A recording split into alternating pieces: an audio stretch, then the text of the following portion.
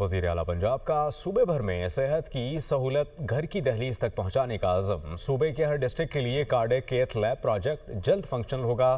झंग, मियांवाली और वेहाड़ी में kth lab जल्द फाल कर दी जाएगी। हसन रजा रिपोर्ट करेंगे।